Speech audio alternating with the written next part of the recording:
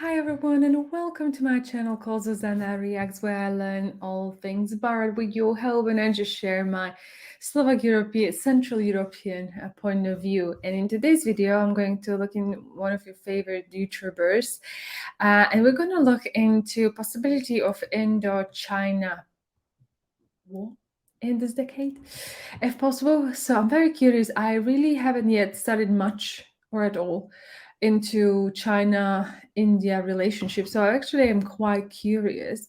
So I will, without further ado, pull out the video and let's look at this together. Right. Sujay says, is a war between India and China inevitable within this decade? Binge watch and learn about geopolitics on Ask Abhijit clips. Subscribe now. Interesting question. Is a war between India and China inevitable? Let's say the Chinese push India into a war. See, India is not a warmongering country. India just wants peace and tranquility on the northern border with Tibet. India has no ambitions to invade Tibet and grab Tibet and annex Tibet. India has never wanted to do that. In the past 10,000 years of Indian history, we have never done that. Well, more or less. All right. So we have never done that, and we have no ambitions of making Tibet part of India. But the Chinese know. The Chinese know that they don't face any threat from India in the Himalayas. Tibet is a region that doesn't face any threat from India. There is no imminent danger of an Indian invasion and takeover of Tibet. The Chinese know that. And yet the entire border map, we must have the map. We cannot talk without maps because maps are very important. Where is the map? Right. Let's take a look at the border. This is the map, and the India Tibet border is essentially a very, very, very long border that stretches from Kashmir, Jammu and Kashmir, Gilgit Baltistan, the Afghan border, all the way to Arunachal Pradesh and the Burmese border, the McMahon line. So the Chinese know that India is not a nation that is threatening an invasion of Tibet. India has never done that. Well, India had the chance if it wanted in the 1950s. India did not ever bother to do that. So India is not going to do that. And yet the border is highly militarized. It is because of the Chinese threat to India that the border is militarized, not because of the Indian threat to China. The Chinese know. They know very well that India doesn't pose a threat. Now the question is a war inevitable? It is going to a war is going to happen only if the Chinese make the move. Only if the Chinese trigger off, their actions trigger a war, or they cross a certain red line that India cannot, help but retaliate to. Only in that case will a war happen. So the question really is that does China want to go to war with India within this decade? So let's understand the logic. Is China in a position where it can afford to go to war with India? What does it stand to gain? What does it stand to lose? It may stand to gain a little bit of territory. If they think they can win some territory from India, they may want to cut off the Siliguri corridor, which this little piece of geography over here. They may want to perhaps possibly take some part of Arunachal Pradesh, or maybe the entirety of Arunachal Pradesh, especially Tawang, which they have been coveting for a long time.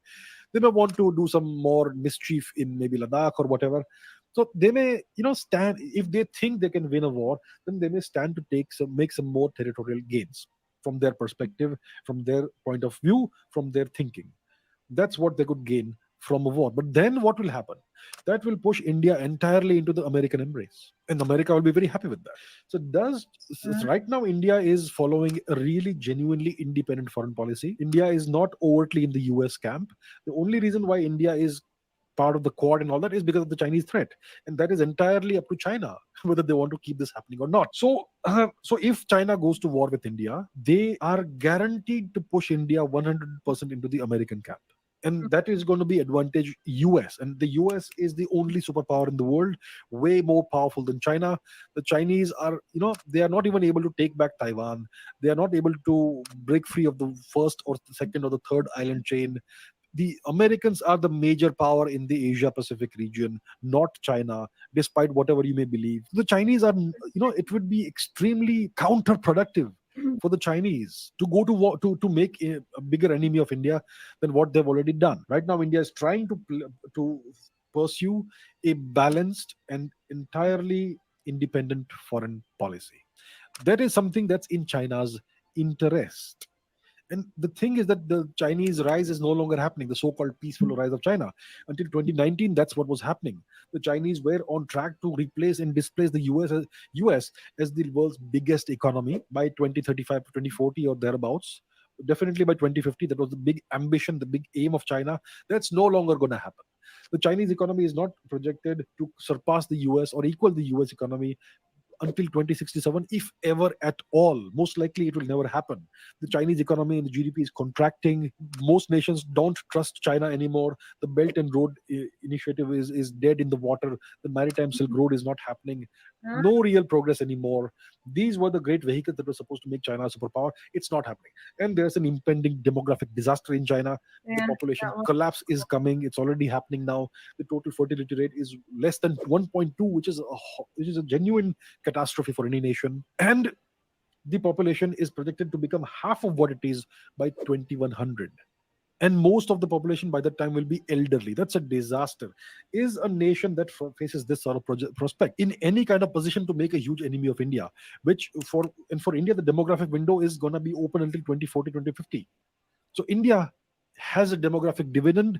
China is staring at a demographic disaster. China's economy is contracting. India's economy is rising. China is, from if they think logically and rationally and calmly and unemotionally like the Chinese do, they will realize they are in no position to make a bigger enemy of India than what they have already done over the past 60, 70 years. So I think that it is now unlikely that the Chinese will want to go to war with India this decade. And by the time this decade is out, India is going to be a much larger economy, the way things are going. So Mhm. after in the 2030s, it will be even less likely that the Chinese would want to tangle with India in any sense whatsoever. And the Chinese are already making the noises, the right noises. The new Chinese foreign minister was in India this past week.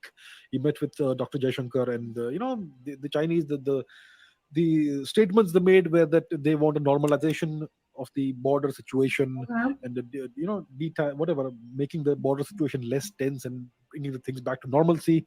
And it appears that things may be afoot on the ground as well in the direction.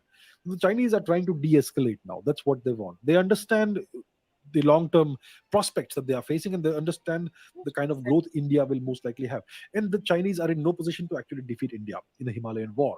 In an extremely challenging terrain like the Himalayas, especially with the climate, the Chinese have significant disadvantages. They may try, if they do try to fight a war with India, it may be extraordinarily counterproductive for them.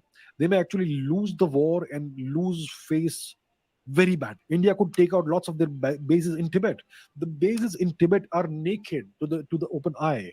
They are very well, they're properly visible from satellite images and everything, and they cannot be hidden. On the other hand, in India, we can hide things because we have an enormous forest cover in the Arunachal, in northern India, etc. And the when it comes to extremely high altitude warfare, technology takes a back seat and the quality of your soldiers takes a front seat. And there also India has a significant advantage. So the Chinese are not in a position to win a Himalayan war with India. This time the Indian army is waiting for the Chinese to make a move. If they cross a line, they're going to be taught a lesson they will never ever forget. And in the Chinese Communist Party, failure is never tolerated. If Xi Jinping tries to fight the war with India and suffers a setback, it's going to be the end of his political career, maybe his life. So I think 2 years ago, I would have told you something else, because at that time the Chinese economy was booming. But in the past 2.5, 3 years, everything has made a 180-degree turn, a U-turn, and now things are very different for China. Hmm. So I don't think China is in any position to tangle with India and start a war with India this decade, or in the next 2 decades, or maybe not this century now. That's what I think. So I think a war between India and China is not inevitable this decade. I think it is more, and it's becoming more and more unlikely now. That's how rapidly the global geopolitical scenario has changed and turned around. 2 years ago, it was totally different. Now it's totally different. So I think it's advantage India. India has to focus on the economy, economic growth, development, reforms, infrastructure, and the military growth.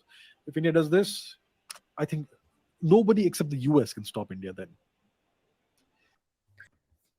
Interesting. So as I mentioned, I'm not well versed in India-China relationship, so I'm not too sure why would China want to actually launch a war or like benefit from the conflict. If you know, let me know in the comments below. I'd be curious to see like what would they actually have to gain based on the video. It looks like they have more to lose than to gain, and maybe, you know, maybe you're just gonna get a very peaceful neighbor. Although when I smile a bit when they show Jay Shankar with the Chinese Foreign Minister, because I remember Jay Shankar saying in different videos basically about that, you know, what they're claiming is not true and you can factually check it. So I wonder how these meetings happen when someone tells you something and then you know that they're already not telling the truth. Oh well, so that would be it for today's video. If you did like it, please give a thumbs up, subscribe to this channel, like and share, and I hope to see you in the next one. Until then, please do take care. Much love. Bye bye.